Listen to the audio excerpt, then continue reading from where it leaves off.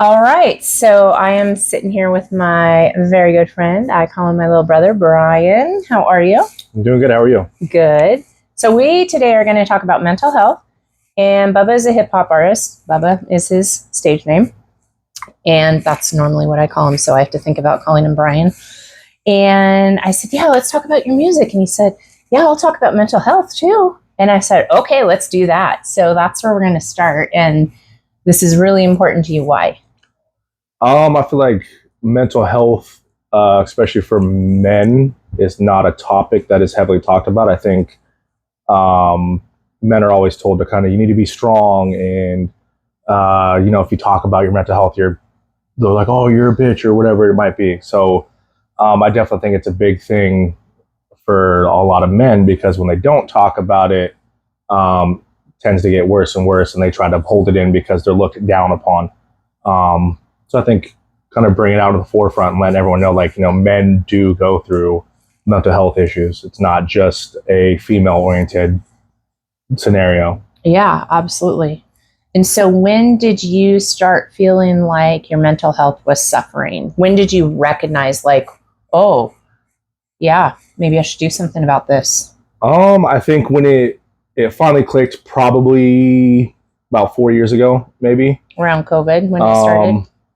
I think it would have been probably a little bit before then. Okay. I've always attributed everything to kind of being a seasonal depression because of where we're at.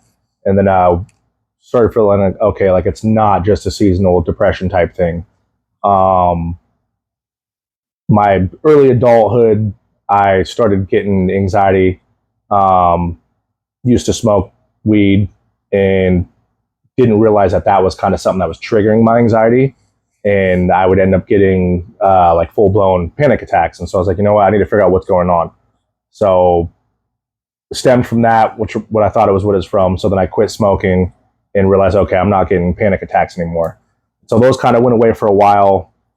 But then, yeah, about 4 or 5 years ago, started getting anxiety attacks just randomly for no reason. And so I was like, I need to figure something out, figure out what's going on, if it's just seasonal depression or what it might be. And so that's when I actually reached out to my wife's coworker, who is now our doctor, and was like, I need to come in and see you and kind of explain to you what I'm going through. And now I'm on medication and take over-the-counter anxiety medication daily if I need it, which don't need it too much. But I take I think it's alprazolam or fluoxetine. So I take alprazolam and fluoxetine. They're both, one's an anxiety pill, it's essentially a Xanax, and the other one's Prozac. And so I take one daily, and that has pretty much nipped my anxiety real good and my depression real good. Mm-hmm. But I have flare-ups, ups and downs. Yeah. So you take two different medications that you're prescribed, because over the counter is like, I can just walk in a Fred Meyer and walk out. I don't go to the pharmacy with a prescription. Yeah, so they're prescribed. Mm-hmm. So I guess I wouldn't say over the counter, but it's like if you were to Google it, both my prescriptions, one comes up as Xanax in like parentheses, and the other one comes up as Prozac. Okay. So you just take the generic versions, right? Yeah, exactly. Yeah. So that's the word I'm looking for, generic. Yeah, cool. So when you first had a panic attack, because I never have, I felt very close to the edge. Like, I'm having a MenTV, I'm going to lose it right fucking now. And it just never has got to that point where, because when my mom had it years ago, she described it as feeling like she thought she was having a heart attack. She went to the ER. She was sure she was having a heart attack. It turned out to be a panic attack. So is that what it felt like the first time you ever had one? Do you remember? So first time I had one, I guess when I started realizing I needed to start getting some type of help, I was actually at work, and like I got almost trapped. I started feeling like a disconnect of like a reality type feeling. Like I started questioning like what was going on. And I actually remember very vividly, I was sitting there and I was on a forklift at work, getting ready to leave for the rest of the day to come home. And I had like this thought in my head that like I was trying to remember this dream. I was like, I feel like I'm having deja vu. I've like just had this dream, and my brain would not let me figure out what that dream was. And I started realizing like I couldn't think very well, and then I had like shortness of breath, and so I ended up rushing home. I was like, I need to go home. And then what I've always done before I got on medication is I inadvertently didn't know that you're supposed to do this, but I would take an ice pack and I'd put an ice pack on my neck. And that is supposed to, when you have anxiety or panic attacks, everything, you do something that kind of brings you back to reality. And things that bring you back to reality are like hot and cold and like things that trigger your senses. So I came home, put an ice pack on there, and then do what I normally do. I hop on Google and started Googling what was going on and kind of having that like disconnect feeling and like shortness of breath, like just feeling like I was essentially not going to pass out, but like I just was like, my brain wouldn't process anything. And even when I was trying to Google what was going on, like my mind was just everywhere else. Like I couldn't keep a straight thought. Yeah. Your mind's just racing. Your heart's racing. Yeah. I was confused on what was going on. And then when I finally pinpointed, I was like, okay, I'm having a panic attack. Slowly able to come down from it, but like it took a while. Like I remember watching, like I put something on TV, didn't even know what I was watching, didn't care, but just to have something and try to be like, okay, like I need to, like I thought I was losing my mind. Like I messaged my wife and I was like, hey, I don't know what is going on right now, but I'm really scared and really freaked out. So I'm not sure what I'm supposed to do. And she called me and she's like, hey, like, you know, just try to relax, try to ground yourself. And she was at work. Yeah, she was at work. Yeah. And so, I sat there and I was like, okay, I need to figure this out. And finally was able to ground myself. But like, then after I kind of got through the fog, I'll call it, I was like, okay, like now I'm good. Now I need to figure out what is the root of this? Why did it happen? And why is this something that has happened before? It's not just a one-time thing. And so that's when I was like, I need to go see a doctor and start trying to figure why this stuff's happening. And so did you have to try a bunch of different prescriptions to find the right ones? Actually for me, and when I talked to my doctor, she even said, she was like, you know, this might be the medication you're on for the rest of your life. She was like, she's like, sometimes there's people where like it'll work for a couple months and then it doesn't work anymore. And then they'll switch to a different one. I've been lucky enough to stay on the same medication. I've just upped my doses. The issue that I ran into before though is I get complacent, thinking that like I'm good without them, and so like I'll go a couple nights, and I'm like, oh, I don't need to take it tonight, and then that stretches out to a couple weeks. Then the most previous time is I stopped taking it for like 3 months, and I was drinking a decent amount, and that's kind of what led me into quit drinking. Is I was feeling everything, and alcohol is a depressant. So alcohol in the moment, it's really, really good. But then when you come down, you kind of just, it hits you real hard. And so like that in between not taking my medication, like ended up having like a real, like just full force blow. And like, I sat in a real like haze and a funk for a while. And I was like, oh, this is seasonal depression. And I was like, no, like, I quit taking my medication. And so then I had to get back on the medication. And like, I went from the highest dose you could take on my medication to 0, and then started back at the highest dose, not realizing like that was just a complete shock to my system. But yeah, I've been lucky enough to stay on the same medication. It's just kind of been tweaking my dosage. Because I'm on antidepressants, and I've tried, I think I'm on my 3rd, just because of some of the side effects. I mean, sometimes you can just feel numb, and that you don't want to feel numb where you don't feel anything. Because then really you are just kind of going through life and not feeling emotions. You're just like, whatever, you know, I don't feel like crying every day. So there's that. But, you know, there definitely are some side effects out there that people can have to watch out for, and sometimes it'll work for years, and then you're like, hey, I don't know what's happening. And so I've had to change a couple of times, but luckily anything I've taken has at least helped get me out of that. I knew it was really bad when, no matter what people were talking about, if someone asked me a question like, hey, how are you doing? I'm like, it was horrible. It was like, I couldn't, you don't want to know, like, don't even talk to me, because like, if you really want to know, I'll probably tell you, and it's pretty fucking depressing. So like, just good morning.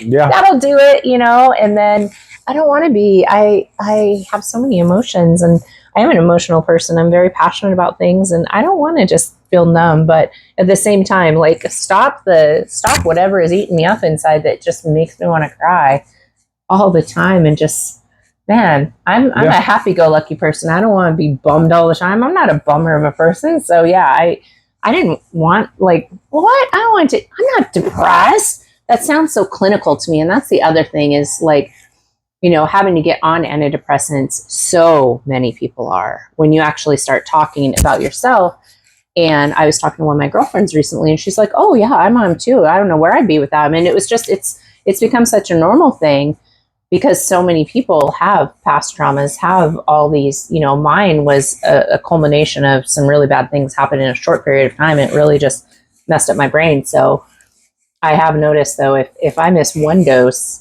I can feel it the next day, and we'll just be talking about something that's not necessarily a sensitive or sad subject, but I'm like, oh, well, I might reminisce, and I'm like, oh, I forgot to take my pills last night. Yeah. Like, I got lucky with mine. Like, my doctor, she even told me, she's like, your medication, once you're on it, like, and it gets into your system, it'll stay in there for 4 days.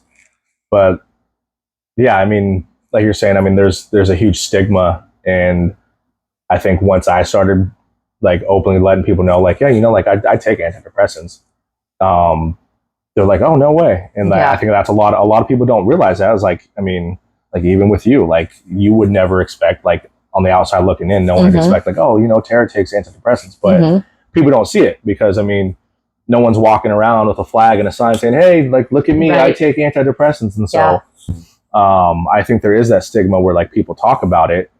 And I mean, people that don't have anxiety or don't have panic attacks or don't have depression, they don't understand it. And so there's kind of there's a stigma there. They're like, oh, wow, like, he takes antidepressants. Like, there must be something wrong with him. And it's like, no, it's not. Sometimes it's not all that.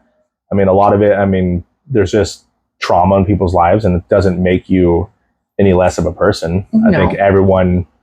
I think the big one I know a lot of kids these days, because of what happened with COVID and the whole shutdown, that started kind of giving everybody social anxiety, and that built into anxiety, and it built into panic attacks, and built into depression.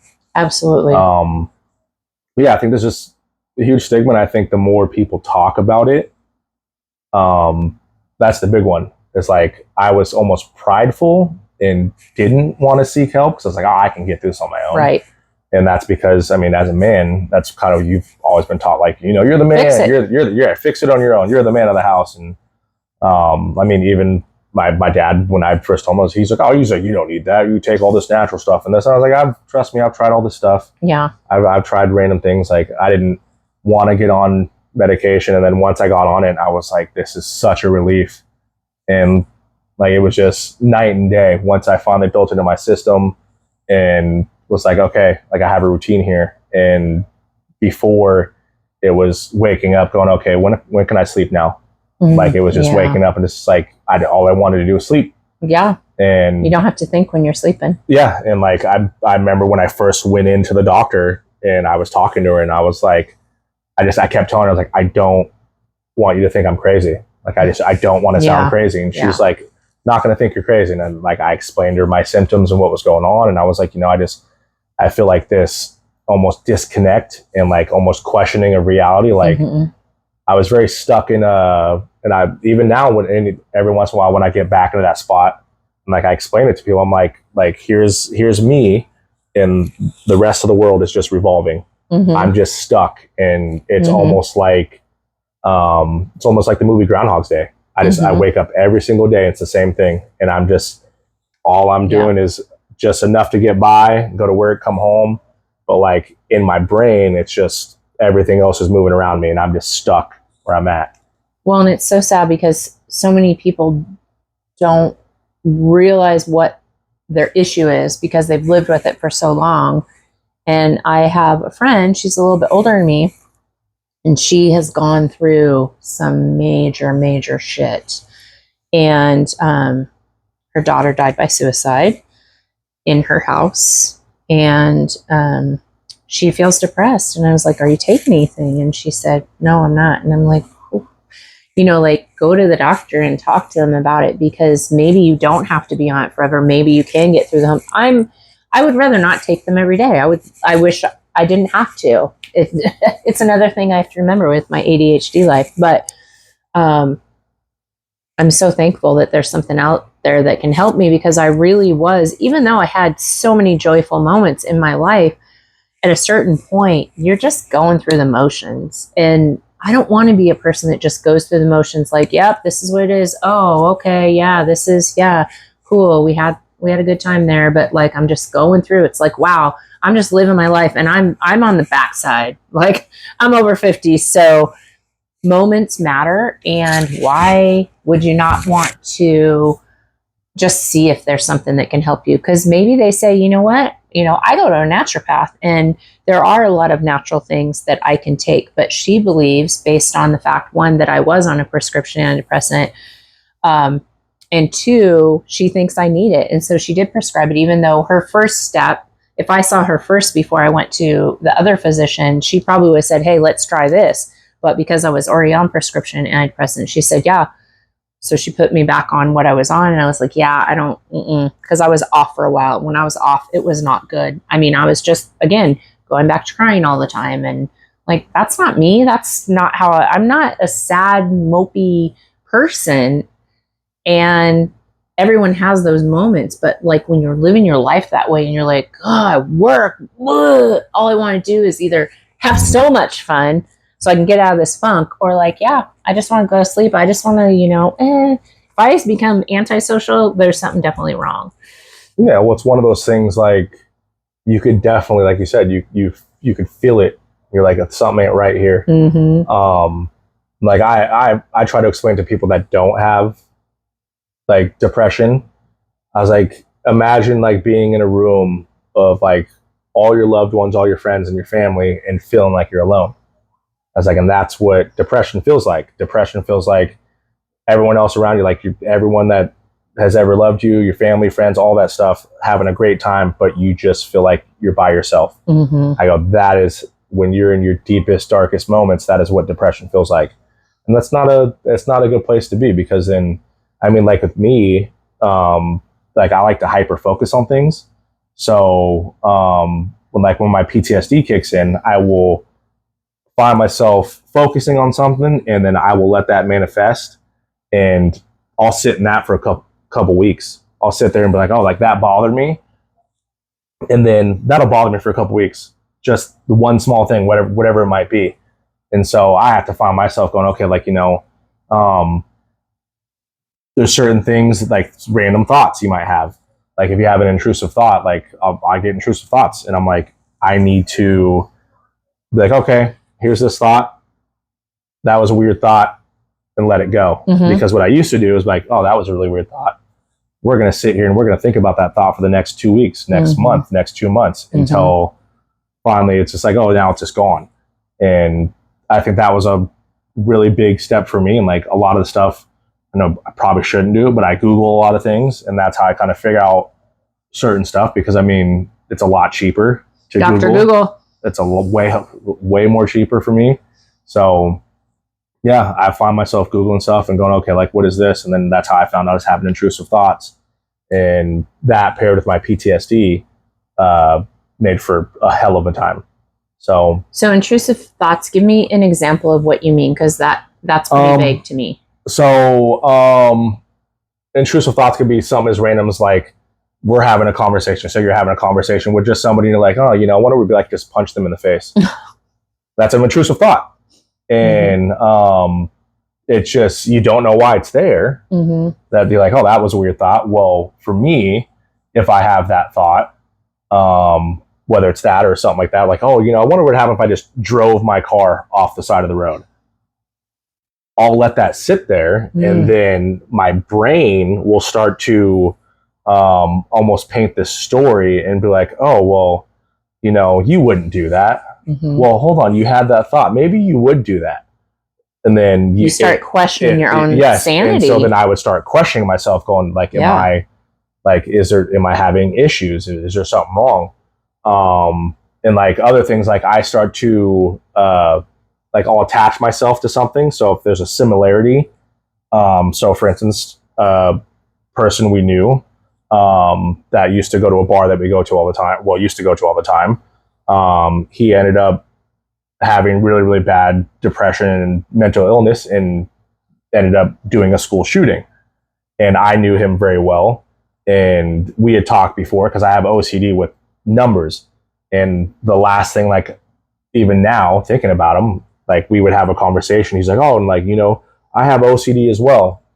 And so then from that, I let the intrusive thought kick in, and I was like, well, he had OCD and he had mental illness. I have OCD. I have mental illness. Am I capable of doing that? Mm-hmm. And that's where my brain would start teetering down a wormhole of like almost like associating with something, especially a negative, and grasping onto that and going, we're going to go down this road. And then I would end up getting more depressed and being like, oh, like, you know, I'm like you said, am I going crazy? Yeah. And so that was a hard one, is trying to understand that just because there's certain similarities in things or like certain traits I might have with somebody else doesn't mean that I'm going to do something like that. Yeah. And that was a hard one to get over, because I was like, you know, what if like I've had a panic attack? If I just went crazy, am I capable of doing this? Am I capable of driving my car off the road, or, you know, random stuff like that? And that was a hard hurdle to get over, is realizing, okay, like they're just intrusive thoughts. And I think for me now, if I have an intrusive thought, I'm like, that was weird, and kind of let it go. Yeah.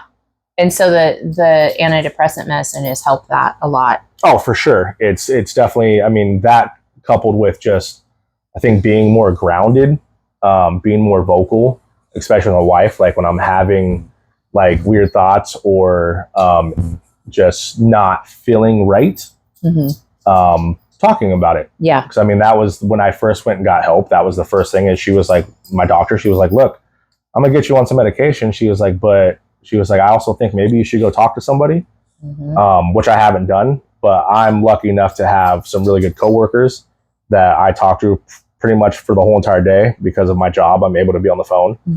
And then just having really good close friends that I'm able to talk to. And then obviously having my wife, who kind of doesn't struggle with what I struggle with, but still does have to take antidepressants and kind of understands. That's easier talking to somebody who understands what you're going through or has been through it, rather than trying to explain to somebody and they're like, I don't know what you're talking about, man. Yeah. And so that must suck. yeah. Well, because that's what you get. I mean, when you start talking about like past traumas and things that happen, I mean, people that haven't had a past trauma, you start seeing them and they're like, they get awkward. And so I think it's a lot easier to talk to like loved ones and friends rather than somebody I don't know. I mean, a doctor's always going to have some good insight, but I would also want to be like, hey, like, you know, what have you been through? Like, what makes you qualified to talk about what I'm going through? Right. 'Cause that's a hard one, is when somebody doesn't understand and they're trying to give you knowledge on something they don't know anything about. Then I'm kind of lost at that. I'm like, I don't want to listen if you don't know what I'm talking about. Well, there are definitely therapists that specialize in certain things. So the last therapist I saw, because my ADHD was driving me literally insane, and it still does. I've tried, just for the record, I've tried 2 different medicines for it. It didn't help, but therapy definitely helped. And I chose someone that specialized in ADHD, and she herself actually had it. I was like, how'd you ever get through school? So much school. I hated school. But then I met someone else recently that is a, what does she call it? Psychiatric crisis helper. Crisis, I don't know. But she has a master's, so she's not just a helper, but she has ADHD. And I was like, oh my gosh, how did you do all that schooling? I was massively impressed. Well, she does the hyper-focus thing. So school was her thing, where my thing has always been socializing. I'm very good at that. No matter what is going on in my life, even when I've been bummed, I can still be social and just push it under. But yeah, it's been, 2000. I've been on antidepressants since 2011. So yeah, it's been 13 years now. And I I've tried to wean certain things, and I've just been like, no, I'm just going to take it. And if I ever feel like I want to do something else, I could. But right now, let's stick with that for now. What, if I could ask you a question, what was like your breaking point over you're like, I need to talk to somebody or do something? Back in 2009, the first thing that happened was I lost my good paying job, and I had a mortgage and I had a boyfriend. He lived with me at the time. And then 2 weeks after I lost my job, he broke up with me. We were supposed to get married, blah, blah, blah. So those were 2 really hard things just in a couple of weeks. And then that was in October. And then he moved out, and I had to put my dog down in December that I had for 8.5 years. And then in April, my stepdad passed away. So in 6 months, there was 3 really big blows. Pretty traumatic things in your life. Yeah, I mean, and that, it just set me off. And the way I dealt with it was going out drinking all the time. I mean, I was going out and partying 6 days a week. And that's how I masked it, is I just didn't deal with reality. I worked during the day, and then I partied at night, and I was working for myself. So I didn't have to show up, and I probably smelled like alcohol the next day, because if you party hard, you're going to smell like alcohol the next day usually. I mean, bloodshot eyes and just, I did that for a full year.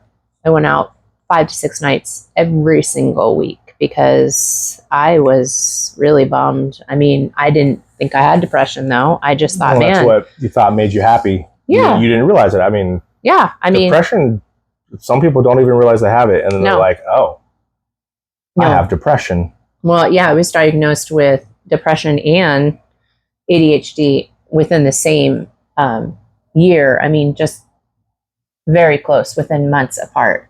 I was first diagnosed with ADHD, and then I saw a therapist, and at the company I worked for, they gave you, it's that ERP plan where you get like a few counseling sessions included. You don't even have to deal with your copay or anything.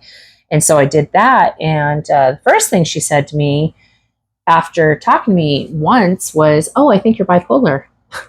I was like, what? Like, what? I'm sorry. Are we just throwing that term out? Like, I still am pissed off at her for that, because she didn't even know me well enough to say that. I don't think I can say 1 or 2 actions I've done and, oh, you're bipolar. So that I didn't finish. I didn't do 3 sessions with her. I was like, wow. I said, that's really surprising. She's like, at a minimum, depression. Like, okay. You're like, oh, you just went straight to bipolar. Yeah, bipolar. Oh, wow. We'll just work our way down. Yeah, that was, but sometimes, honestly, because back then, now we're learning, I mean, me, certainly other people probably know this, but a lot of people don't also.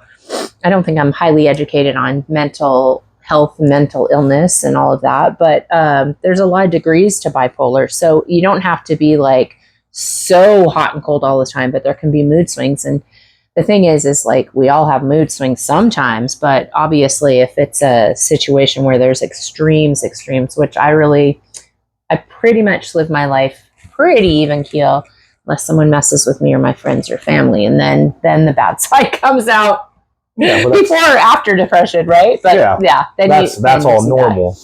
For me, it's normal. It's not normal for everyone to become so defensive and like mama bear around friends, family, and stand up for myself first. But man, I tell you, I take that back. If someone messes with me, it depends on how bad it is. But if you mess with my friends and family, oh, you're gonna get it. So you don't have intrusive thoughts? I didn't say that.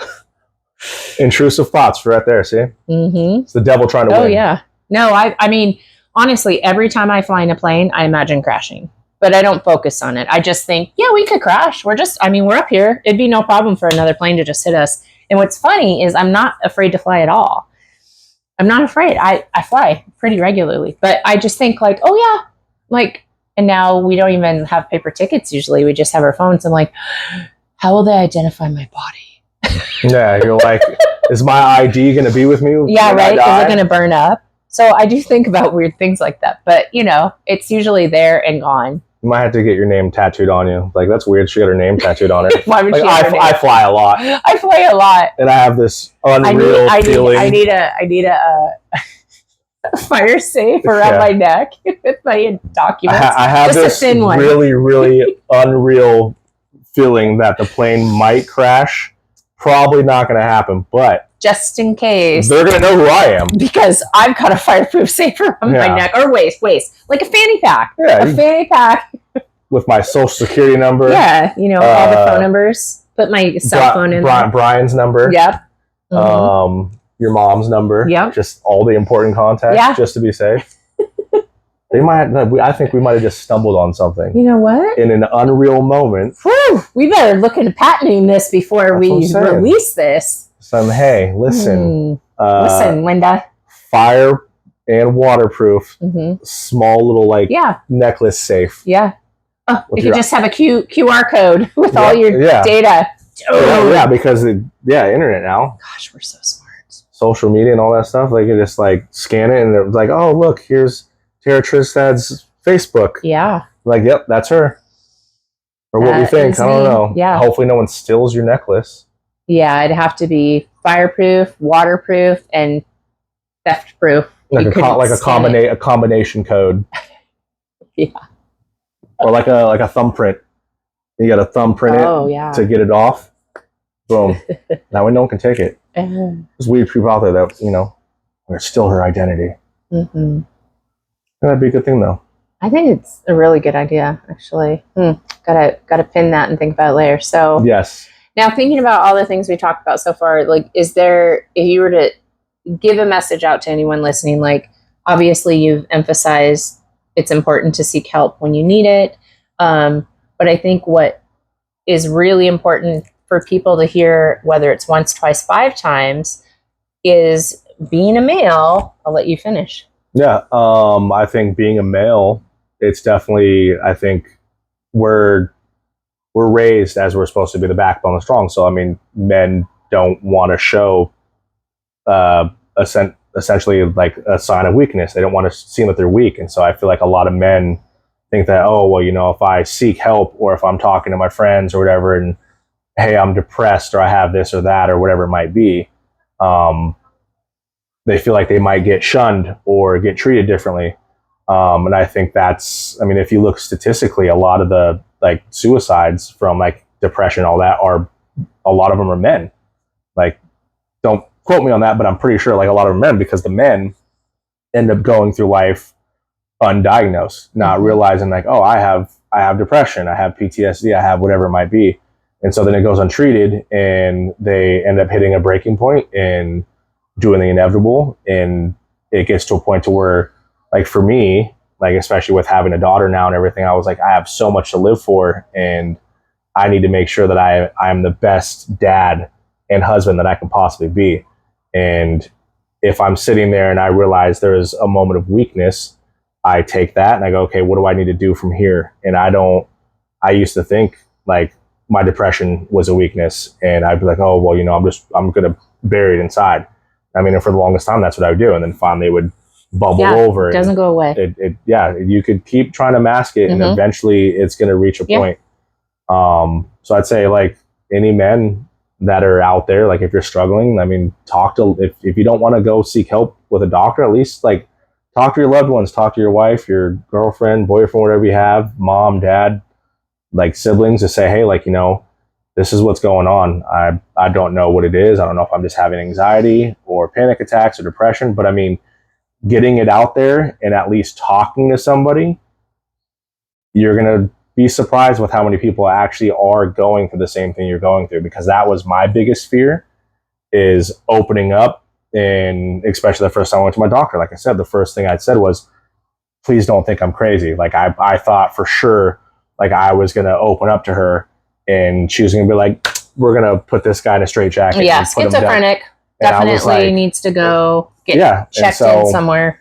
That was a huge fear. Like the intrusive thoughts were kicking in. Like, she's going to think you're crazy. The stuff you're about to say, you're going to get locked up. And so, I think being open about things, that's the biggest one. Especially being a male.